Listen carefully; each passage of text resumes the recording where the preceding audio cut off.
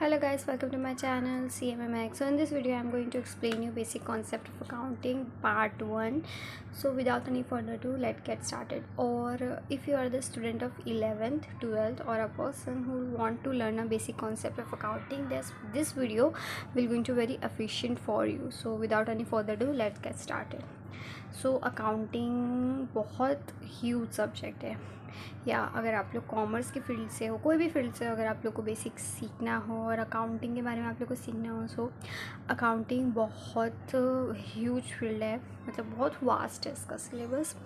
And अगर आप new है, लाइक आप 11th में हैं, अगर आपने चूज़ किया है 10th के बाद stream as a commerce, then commerce और अकाउंटिंग दोनों को रिलेटेड है। लाइक कॉमर्स के बिना अकाउंटिंग नहीं, अकाउंटिंग के बिना कॉमर्स नहीं। सो स्टार्ट करते हैं। What is accounting? So this is basically a small definition of accounting. So accounting, ये डेफिनेशन आप लोग को बाय हार्ट लर्न होना चाहिए, because if you are beginner और अगर आप लोग 11th में हो तो आप लोग को स्टार्टिंग में ही डेफिनेशन याद हो जाए तो बहुत अच्छा है। तो स्टार्ट करते हैं, हम एकदम डीपली इसका मीनिंग समझेंगे। और जो मैंने नोट्स बनाए हैं तो मैंने ऐसे ही पेपर कटिंग में बनाया है, बिकॉज अगर आप लोग को बड़ा ना लगे एंड आप लोग स्टार्टिंग में ही ना घबराए, तो this is an definition of accounting. Let's start. So what is accounting? So it is an art of recording, classifying and summarizing in a significant manner and in monetary terms transactions and events which are in part at least of a financial character and interpreting the result hereof. So accounting क्या है? वो एक art है record करने का। क्या record करने का? तो वो रिकॉर्ड करने का ट्रांजैक्शंस रिकॉर्ड करने का। क्या रिकॉर्ड करने का? ट्रांजैक्शंस। हर बिजनेस होता है। बिजनेस एक, वेट में एक रफ पेपर ले लेती हूँ तो मेरे नोट्स ख़राब हो जाएंगे। सो रिकॉर्ड क्या करने का? ट्रांजैक्शंस करने का। सो एक बिज़नेस है, ठीक है, यहाँ लिखती हूँ। एक बिज़नेस है। अब बिज़नेस में क्या क्या होता है? बिज़नेस में होता है देन और लेन। ये बात आप लोगों को समझ में आ गई होगी, व्हाट इज़ देन एंड लेन। हम बिज़नेस में लाइक ट्रांजैक्शंस करते हैं। क्या करते हैं? ट्रांजैक्शंस। इसका मतलब होता है क्या हम पैसा दे रहे हैं या फिर ले रहे हैं। अगर हमारा बिज़नेस है, समझो हमारा एग्ज़ाम्पल दो, हमारा क्लोथ का बिज़नेस है, तो हमने किसी से क्लोथ परचेस किया तो हमारा पैसा गया। और परचेस किया मतलब हमारा पैसा गया ना, हमने पैसे में ख़रीदा। और अगर हमने सेल किया अपना क्लोथ तो इसका मतलब हमारे पास पैसा आया। तो ये क्या हुआ? ये एक लेन देन हुआ ना बिज़नेस का। सो ये क्या करता है? ये लेन देन को रिकॉर्ड करता है। किसके? उसमें ट्रांजैक्शंस, जो हमारे ट्रांजैक्शंस होते हैं जाने के आने के, रिकॉर्ड करता है, क्लासीफाई करता है। इसका मतलब क्या होता है ना, हमारे बिज़नेस में बहुत सारी चीज़ें होती है, डिफरेंट चीज़ें, जैसे कि होते हैं एसेट्स, होते हैं इनकम, होते हैं, या आप लोग के लिए वर्ड्स नए हो गए। रेवेन्यू, इसका मतलब सेम होता है, इनकम एंड रेवेन्यू। और हमारे पास होते हैं एक्सपेंस होते हैं। तो क्या करता है? क्लासीफाई करता है। अगर क्या हमारा एसेट्स है, क्या इनकम है, मतलब इनकम मतलब हमारा क्या, जैसे कि फ़ायदा हो गया, कुछ फ़ायदा हो गया तो हमारा क्या इनकम है। अगर एक्सपेंस है मतलब क्या खर्चा हुआ हमारा, तो किस चीज़ में हुआ। लाइक हमने सेल किया है तो हम उसको क्लासीफाई करेंगे। सेल में परचेस किया है तो हम उसको अच्छे से क्लासीफाई करते हैं on their basis, and then हम उसको समराइज़ करते हैं। समराइज़ आगे मैं आप लोगों को बताती हूँ इन अ सिग्निफिकेंट मैनर। ऐसा नहीं है क्या, अकाउंटिंग में ऐसा नहीं होता। अकाउंटिंग एक सिग्निफिकेंट मैनर है जो बस मॉनेटरी टर्म्स में हो जाती है। इसका मतलब ओनली मनी, ये याद रखना आप लोग। ट्रांजैक्शंस और इवेंट को हम रिकॉर्ड करते हैं which are in part at least of a financial characters and interpreting the result care of. Interpreting the result का मतलब जैसे कि ये सब हो गया, हमारा लेन देन हो गया, हमने जितना पैसा दिया, जितना पैसा है। अब लास्ट में हमने एक बिज़नेस खोला है तो हमें पता तो होना चाहिए ना कि हमारा प्रॉफिट हुआ है या हमारा लॉस हुआ है। तो इसको हम क्या बोलते हैं? Interpreting the result here of. तो वही, तो हम ले अगर हमारा लेन देन हुआ है, ये then I don't think so this is an right word, अगर हमने अगर कुछ परचेज़ किया है फिर हमने सेल किया है, तुम्हारा पैसा आया होगा, पैसा गया होगा। जैसे मैं आप लोग बताया परचेज़ किया तो परचेज़ करते हैं हम किसी से तो हमें पैसा देना पड़ता है, और हमने सेल्स किया तो ऑब्वियसली हमारे पास पैसा आया है। तो अभी जितना आया है गया है हमारे पास बिज़नेस में, हम जैसे कि लोग आते हैं तो हम उन्हें कॉफ़ी भी देते होंगे, लाइक फ्रेशमेंट रिफ्रेशमेंट, और फिर हमारे पास कुछ सेल्समैन्स भी हुए। तो इसका क्लासीफाई का मतलब ये, सेल्समैन को हम सैलरी दे रहे हैं तो क्लासीफाई करना मतलब हमारा कौन सा खर्चा है, ऐसा आप लोग क्लासीफाई से समझ सकते हैं कि हम उनको सैलरी दे रहे हैं ना, तो सैलरी के हम सिग्निफिकेंट मैनर में करेंगे, या फिर हमने सेल्स किया है तो सेल्स के अकाउंट में करेंगे, परचेज़ किया है तो परचेज़ के अकाउंट में करेंगे, पैसा जा रहा है तो कैश के अकाउंट में पैसा आ रहा है।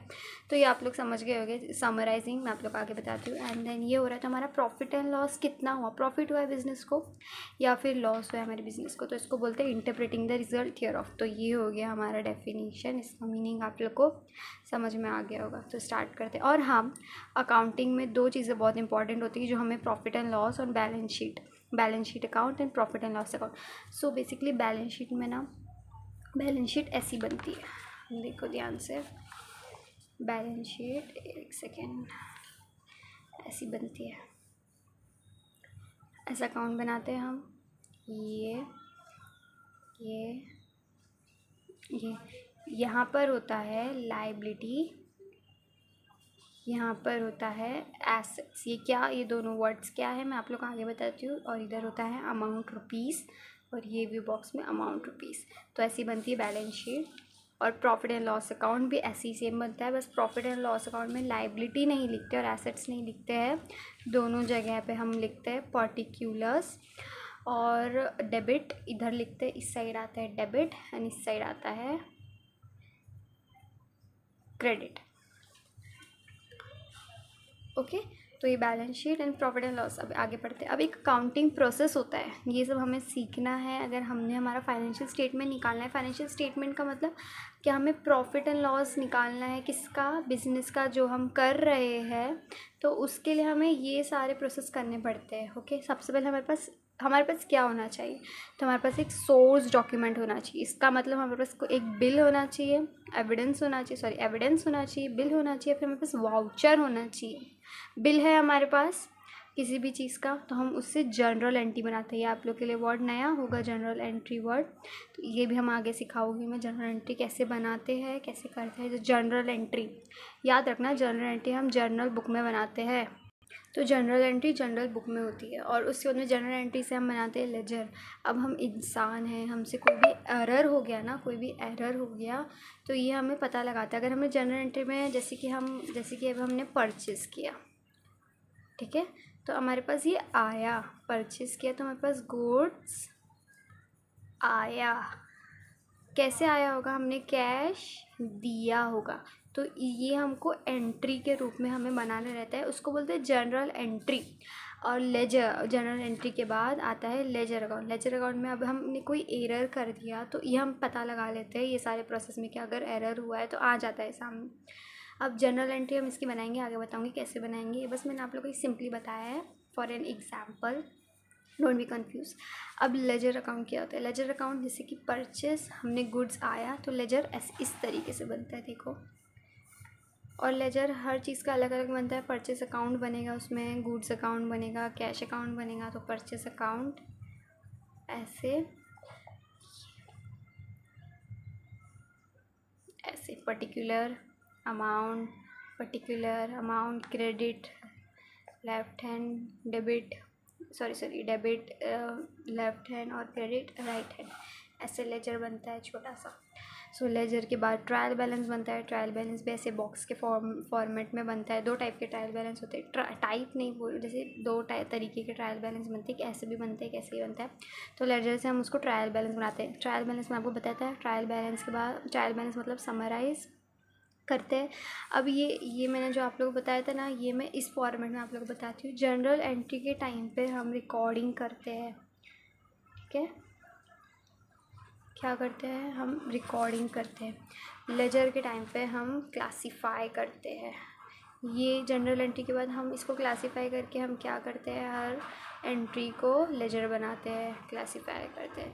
समराइज़ करने के बाद हम ट्रायल बैलेंस, फिर हम ट्रायल बैलेंस बनाते हैं जिसको हम समराइज़ करके ट्रायल बैलेंस बनाते हैं। फिर उन सब के बाद हमारा बनता है फाइनेंशियल स्टेटमेंट, जिससे हम पता लगाते हैं profit and loss of the business. तो ये हो गया हमारा अकाउंटिंग प्रोसेस, ये हो गया हमारा डेफिनेशन। प्रोसेस में मैंने आप लोग को डेफिनेशन का इंपॉर्टेंस भी बता दिया, रिकॉर्डिंग, क्लासीफाइंग, समराइजिंग, फिर financial statement. So guys, I hope कि आप लोगों को अकाउंटिंग का डेफिनेशन एंड अकाउंटिंग प्रोसेस बहुत अच्छे से समझ गए होंगे। एंड देन अब स्टार्ट करते हैं फाइनेंशियल स्टेटमेंट के बारे में। So financial statement, 1 second.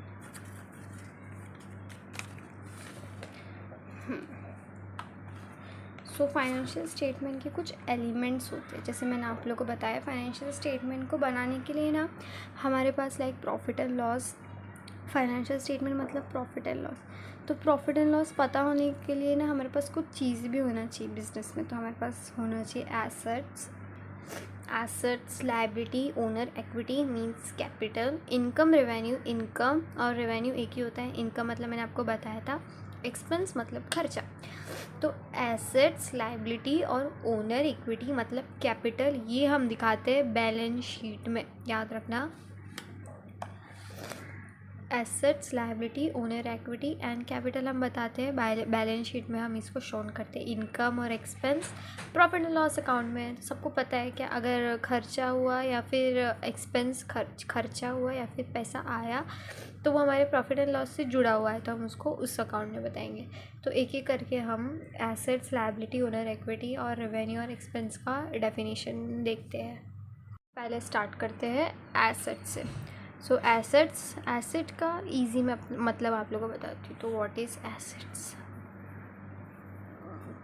So assets anything tangible हो या फिर इंटेंजिबल हो, और इसका एक मतलब मैं आप लोग को एकदम शॉर्ट में बताई हूँ। एनी रिसोर्स ओन्ड और control by a business. Asset मतलब संपत्ति या अभी या फ्यूचर में बेनिफिट दे। डेबिट बैलेंस और balance sheet left side. Asset का मतलब होता है जो बिजनेस के बाद जो संपत्ति हो। संपत्ति का मतलब मे भी आप लोगों को सबको पता होगा, संपत्ति हो या फिर ओनर जो कंट्रोल करता है, जो ओनर के पास हो बिजनेस में, उसे हम एसेट्स बोलते हैं। एसेट्स लाइक एक चीज़ को बोल लो आप लोग, एक चीज़। अब एग्जांपल के तौर पे हम लेते हैं मशीन। तो मशीन हमारा एसेट हुआ। मशीन है हमारे पास, तभी हमारा बिज़नेस ग्रो करेगा, मशीन से हमारा मैन्युफैक्चर होगा या फिर मशीन से हमारा कुछ भी हो सकता है यार। ऑफिस है, टाइपराइटर्स और जैसे कि प्रिंटिंग मशीन्स एंड ऑल, ये सब हमारा एसेट्स, हम एसेट्स के उसमें कर सकते हैं। वैसे तो ये सब इस एसेट्स में नहीं आते, बट मैं आप लोगों को समझाने के लिए बोल रही हूँ संपत्ति। और हमारे पास अगर हमारा बिजनेस है तो हमारा एसेट एक और हुआ जिसे हम बोलते हैं बिल्डिंग। हाँ, तो आप लोग को समझ में आ गया होगा। टेंजिबल एंड टेंजिबल मैं आप लोग को बताती हूँ। एनी रिसोर्सेज ओन और कंट्रोल बाय बिजनेस, तो ये ओन और कंट्रोल बाय बिजनेस है, अभी या फ्यूचर में बेनिफिट दे। अब हमने एक बार बिल्डिंग ले ली तो ये हमें बेनिफिट देगी, हम इसके अंदर अपना जो भी काम कर रहे हैं बिज़नेस का वो करेंगे। अब हमें बिल्डिंग 2-3 बार तो लेने की ज़रूरत नहीं है ना, कि हम अभी ले रहे हैं फिर थोड़े टाइम बाद और दूसरी बिल्डिंग लेंगे। नहीं, हमें बेनिफिट दे रही है। हमारा मशीन भी हम एक ही बार ले लेंगे, अब ऐसे थोड़ी हम एक मशीन लिया है तो थोड़े दिनों बाद दूसरी मशीन ले लेंगे। नहीं, हमें बेनिफिट दे रही है, एक ही बार हमने इसमें इन्वेस्टमेंट किया है। और एसेट्स के एग्जांपल्स होते हैं लैंड। हमारा लैंड भी एक एसेट है। हम जहाँ पे हमारी बिल्डिंग खड़ी की है, तो ये जो लैंड है ये भी हमारा एसेट ही हुआ, क्योंकि हम लैंड को अभी कभी इधर नहीं जाएंगे, कभी इधर, एक बार ले लिया, एक बार बिल्डिंग खड़ी कर दी, तो या this is an hour land और ये एसेट है हमारा। सिक्योरिटीज़ जो होती है, बिल्डिंग, फर्नीचर्स, इक्विपमेंट, जो हम इक्विपमेंट यूज़ करते हैं, हमारा कैश, जो हमारा कैश है बिजनेस में, वो भी हमारा एसेट हुआ। डेटर्स का मतलब मैं आप लोगों को नेक्स्ट बताऊंगी। ये होता है टेंजिबल मतलब जिसे हम छू सकते हैं, जिसे हम देख सकते हैं, याद रखना। टेंजिबल का मतलब हम जिसे देख सकते हैं, हम जिसे छू सकते हैं। ये जैसे कि ये मेरी टेबल है, तो मैं इसे छू रही हूँ, मैं इसको देख सकती हूँ, तो मैं छू रही हूँ, तो ये मेरा एक एसेट हुआ। ठीक है, ये हो गया हमारा एसेट्स। और गुडविल, हाँ, ये मैं आप लोगों को बताती हूँ। Goodwill, copyright, licence, patent, trademark एक बिजनेस है। एग्जाम्पल, बिजनेस जैसे कि 50 साल से चल रहा है, तो मार्केट में उनकी एक वैल्यू आ गई है। जैसे कि मार्केट में पता है कि अगर ये हम इस बिज़नेस में इन्वेस्ट किए या फिर हम इस बिज़नेस में काम करने गए, तो इसकी एक वैल्यू है। वैल्यू मतलब एक शान है उसकी, तो हम उसे अकाउंटिंग की भाषा में गुडविल कहते हैं। गुडविल याद रखना, गुडविल शान है बिज़नेस की, या फिर अच्छी अच्छी बोलते हैं ना, इमेज है, तो उसे हम गुडविल बोलते हैं। कॉपीराइट, और कॉपीराइट भी हमारा एसेट हुआ। कॉपीराइट जैसे कि, और लाइसेंस, पेटेंट, ट्रेडमार्क, ये तीनों चार चीज़ें आप लोग बताती हूँ। ये हमारा इंटेंजिबल, हम अपनी शान या फिर हमारा गुड इमेज लोगों के अंदर बना हुआ है, हम उसे देख नहीं सकते, छू नहीं सकते, तो इसे हम बोलते हैं इंटेंजिबल। टेंजिबल मतलब जिसे हम देख सकते, छू सकते। इंटेंजिबल मतलब हम देख नहीं सकते, छू नहीं सकते। अब हमारे पास एक चीज़ का लाइसेंस है बिज़नेस में कि हाँ आप ये बना सकते हो, तो ये लाइसेंस से हम ये बना सकते हैं, तो ये हमारा क्या हुआ, एसेट हुआ ना। अब हमें बार बार ये सब करने की ज़रूरत नहीं, हमने एक बार लाइसेंस ले लिया तो बस। और पेटेंट क्या होता है, जैसे कि बिज़नेस अभी एक मैन्युफैक्चर कर रहा है एक ब्रांड का, जिसे जैसे कि कुछ उन लोग ने टी का मैन्युफैक्चर किया और उन्होंने बोला कि ये टी मेरे अलावा कोई नहीं बनाएगा, तो उन्होंने उसका पेटेंट ले लिया, करेक्ट। तो ये भी उनका गुडविल ही हुआ ना, एक तरीके का उनका एसेट्स हुआ, सॉरी। तो ये हो गया एसेट्स की definition. Now we are going ahead, liability. So what is liability, समझ लीजिए। लाइबिलिटी का मतलब नुकसान, देता। So any kind of financial obligation that a business has to put at the end of the accounting person, और the person business को जैसे कि देना पड़े। लाइबिलिटी हमारा नुकसान हो गया, तो उसे हम लाइबिलिटी बोलते हैं। जैसे कि डेट्स, जो हमारे ऊपर कर्जा है, मॉर्टेज, अकाउंट पेबल्स, टैक्स, जो हम टैक्स भर रहे हैं या फिर हमने टैक्स आउट कर लिया है, तो उसे हम बोलेंगे लाइबिलिटी। लाइबिलिटी बहुत ईजी है। जैसे क्रेडिटर्स होते हैं, जिसको हमको पैसा देना है, वो भी एक लाइबिलिटी है। हमें पैसा देना है, हमारा कुछ बेनिफिट नहीं हो रहा है, तो इसे बोलते हैं एसेट्स, और इसे कहते हैं एसेट्स, एंड इसे कहते हैं लाइबिलिटी। सो अब हो गया हमारा एसेट्स, लाइबिलिटी। एसेट्स हो गया, लाइबिलिटी हो गया। अब हम चलते हैं ओनर इक्विटी, जिसको बोलते हैं हम कैपिटल। सो अभी आएंगे हम इक्विटी, जिसका मतलब होता है ओनर इक्विटी। ओनर बिजनेस में आता है ना, तो बिज़नेस चलाने के लिए हमें कुछ पैसे चाहिए रहते हैं, तो उसे हम बोलते हैं कैपिटल। जो कौन लाता है, ओनर लाता है बिजनेस में खुद के पैसे बिजनेस चलाने के लिए, उसे हम बोलते हैं capital. Claim of owner, total asset, amount invested bye owner. ये आप लोग याद रखो, इन्वेस्ट कौन करता है, ओनर। किस में करता है, बिजनेस में इन्वेस्ट करता है ओनर। सब आते हैं हम एक्सपेंस। एक्सपेंस मतलब होता है सिंपली खर्चा। Cost of operation, no future benefit होता है, जिसका मतलब रेंट। अगर हम कोई बिज़नेस कर रहे हैं, हमने कोई बिल्डिंग लिया है भाड़े पे, तो हमें उसका रेंट देना पड़ेगा। और फिर सैलरीज, हमने एम्प्लॉयज़ काम करने के लिए रखे हैं, तो हमें उनको सैलरीज़ देनी पड़ेगी। ये फ्राइट एंड और आगे की बात है। एडवर्टीज़मेंट, हमें अपना बिज़नेस चलाने के लिए जो एडवर्टीज़मेंट कर रहे हैं, हमें उसके चार्जेस देने पड़ेंगे। हम जो अपनी बिल्डिंग में इलेक्ट्रिसिटी यूज़ कर रहे हैं, बल्ब है, लाइक लैपटॉप के इलेक्ट्रिसिटी है, मतलब कोई भी चार्ज कर रहे हैं, तो हमें इलेक्ट्रिसिटी देनी पड़ेगी, तो उसे हम बोलते हैं खर्चा। अब आया लास्ट टॉपिक, वो है इनकम। इनकम मतलब इनफ्लो ऑफ कैश, हमारे पास पैसा आ रहा है हर जगह से, तो इस सिंपली उसे बोलते हैं इनकम। इनफ्लो ऑफ कैश, हमारी कमाई, पैसा आना। एग्जाम्पल, सेल्स ऑफ गुड, हमारे पास गुड है, हमने उसको सेल किया, हमारे पास कैश आ रहा है, ठीक है। जैसे कि ये क्लॉथ है, हमने इसको बेचा, तो ये जो हमसे ले रहा है, वो हमें क्या देगा, पैसा देगा ना सामने से। तो हमारे पास क्या है, ये हमारी क्या है, इनकम, पैसा आया। गिफ्ट मिला, पैसा आया। रेंडरिंग द सर्विस, हमने किसी को सर्विस दिया, तो हमारे पास सर्विस दिया, समझ में आया। जैसे टीचर है, वो बच्चों को पढ़ाती है, किसके लिए पढ़ाती है, फीस के लिए पढ़ाती है, तो इनकम आई। इंटरेस्ट मिला, प्रॉफिट हुआ, इनकम आया। बिजनेस में प्रॉफिट हुआ तो इनकम आया, गिफ्ट्स आया, तो इनकम।